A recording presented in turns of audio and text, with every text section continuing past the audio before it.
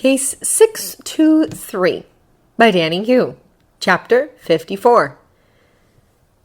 There are other sketches too, poor and unwieldy as they all are, but none touch him the way this one does. None bring him to tears the way this one does. The soldier, Barnes, cannot explain it.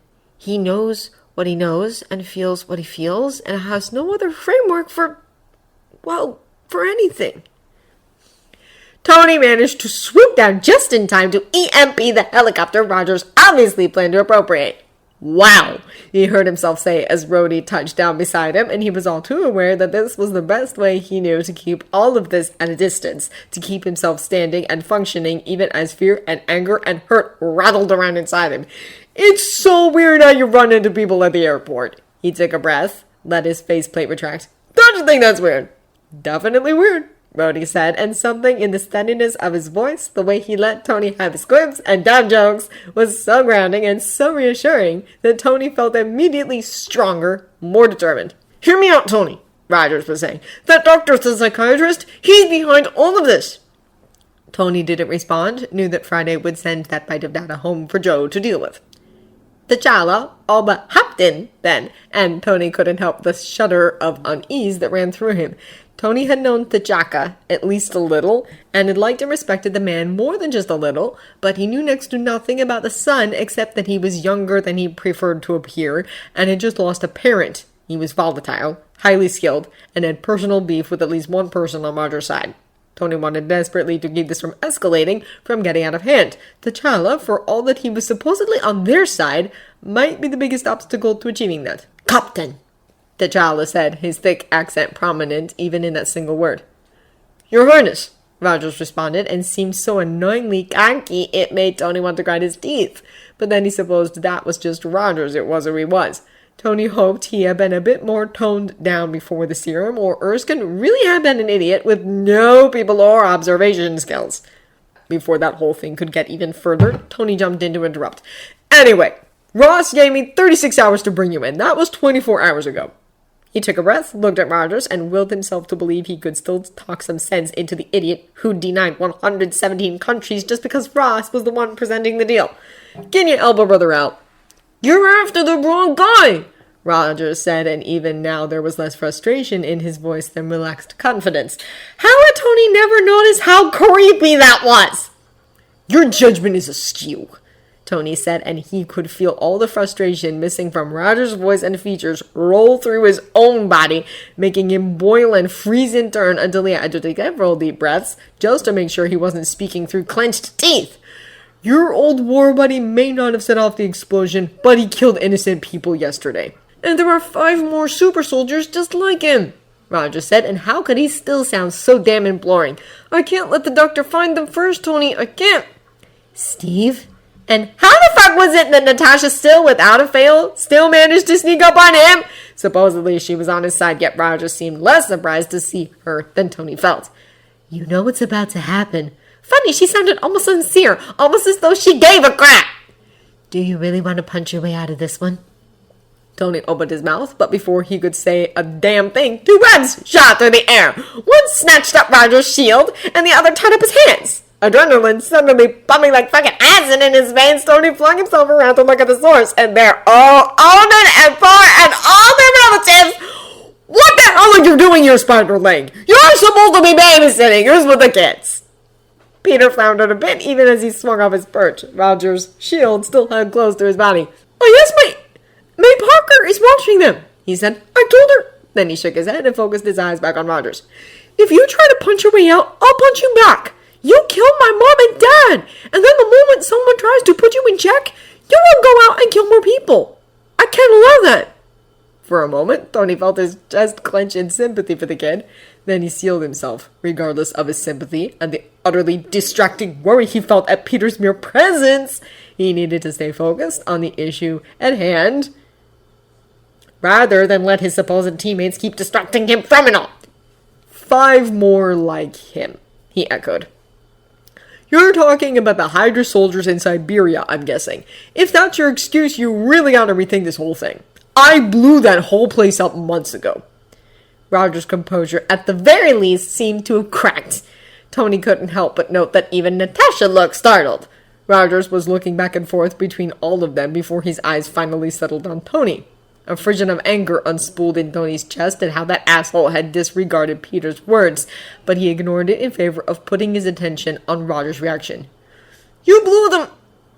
I never got a mission report, what do you— Well, Tony said, we never do tell each other things, do we? The last thing he wanted was getting into Susan O'Neill and the fears Tony had been battling relating to her, only finally put to rest when she was. You didn't tell me about Mom and Dad. I didn't tell you about killing 5 super soldiers because I was kind of afraid you'd try to recruit them. None of them were in any way stable, but with your track record, you'd have tried to recruit them all anyway, just so you could clear the way for Barnes. So, you see, I actually have a good reason for not telling you crap, and it's not just about protecting my BFF. Rudy gave a shrug in the armor, and Tony loved him so much it hurt. Well, he said, I did have a hand in blowing them up, so— Bruce picked that moment to show up. Stand down, Steve. Your mission doesn't exist, and you are compromised. He shot a brief, disapproving look at Peter, but stood his ground, disconcertingly unassuming as always, and Tony felt his own shoulders square with pride. Stand down! Roddy repeated. We'll track down this doctor and take him in, but until then, we need to de-escalate before everything goes out of control. Any more than it already had, Tony couldn't help but mentally add, remembering the existing death tolls all too clearly. I can't, Steve started. You can, Tony said, and you will. You're gonna turn Barnes over, and you're gonna come with us. Because it's us, or squad of JSOC guys with no compunctions about being impolite. I can't do that, Rogers said, and at least he looked like he was taking shit seriously now. I owe it to the people of the world to steer clear of other people's agendas so I can do my job. The team is relying on me to— Are you gonna tell your team what we just told you? Tony asked. Did you ever bother to tell Wilson we offered him in Barnes Sanctuary, which you turned down because you didn't like the idea of Wanda staying put until this has been dealt with? Said staying put on my dad, she's agreed to. Before Rogers could respond, Vision's voice sounded through Tony's earpiece. Mr. Stark, I have apprehended Sergeant Barnes and Wilson. I will be bringing them out now. Tony sighed with relief when he watched Vision walk into view, Barnes and Wilson in front of him. Their hands were held behind their heads, and the stone in Vision's head glowed with barely contained power. He glanced to the side, caught Natasha's eyes. She nodded and withdrew a pair of handcuffs from who even knew where, walked forward, and somehow managed to get them around Steve's wrists in spite of the webbing already there. Tony felt his own shoulders droop with utter relief. It was over, it was contained, and nothing had turned into a disaster. He made sure to keep an eye on T'Challa, still keeping the young king's motivations in mind. So far, he didn't seem to be about to become an issue. And then, out of nowhere, a new dude appeared, seeming to grow into existence out of nothing. It took every bit of strength within Tony's body not to outwardly show his own shock.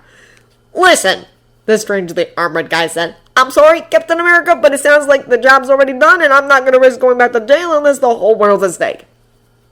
Joe Costa says that Scott Lang, Friday informed him, electrical engineer of San Francisco. He was convicted for industrial espionage and breaking and entering and theft a few years back and is still on probation. He is under contract with Pimtech and was involved in an altercation with the Falcon several weeks ago, and his suit apparently allows him to grow or shrink at will.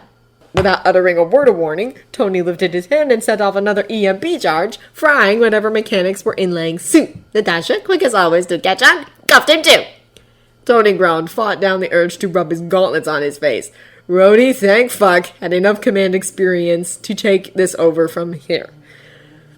Romanov, Vision, Your Highness, if you would please detain the prisoners and see they end up in the right hands, that would be good. Banner got the Spider Kid back to New York. The stark dark metal of his faceplate fixed on Tony. It sounds like Tones and I have another criminal to catch. It might have been more of a satisfaction to hand Zemo into Russ, Everett, not Thunderbolt, if Tony hadn't been tempted to break into hysterical laughter at the time. The asshole kept asking for his phone and ranting about why Rogers and Barnes weren't there. Still, they turned him in, and while the facilities weren't exactly luxurious, Rogers and his little gang were in a secure holding facility awaiting their hearings. The Accords were pushing through and made law far more quietly than anyone would have preferred, but it was done, and Tony felt like he could fucking breathe again for the first time in all too long. he finally got to return home and give his kids a brief talk about the right way to do civil disobedience. And then there was Peter sitting at the kitchen table, waiting for him with such a hang-dong expression Tony couldn't be half as mad as he wanted to be. "You know you shouldn't have been there," he said, and suddenly he just felt so tired.